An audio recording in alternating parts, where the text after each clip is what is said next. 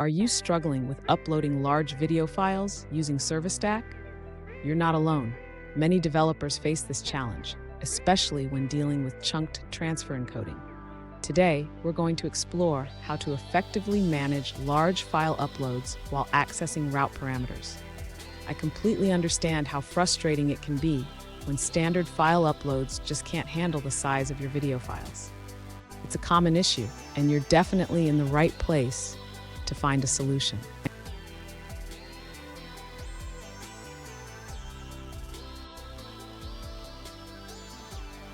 Here's the specific question we're addressing. One user asked how to use the iRequires request stream interface for large file uploads while also needing to send additional parameters. They successfully tested chunked transfer encoding, but are struggling with how to access those parameters. Sound familiar? Let's dive into this. So, what's the issue here? When using the iRequires request stream interface, the ServiceStack request object parser is bypassed, which means any additional parameters you want to send alongside the file are not populated. This can be a real headache, but there are workarounds. And stick around. At the end of this video, I'll share a pro tip that will streamline your file upload process even further. To begin, the user should implement a custom request binder for the attachment stream request. This will allow the user to extract parameters from the path and bind them to the request object. Next, the user should ensure that the request stream is properly copied into the attachment stream request object. This is crucial for handling the file upload correctly. After setting up the request binder, the user can now access the parameters directly from the request object. This simplifies the process of validating the uploaded file.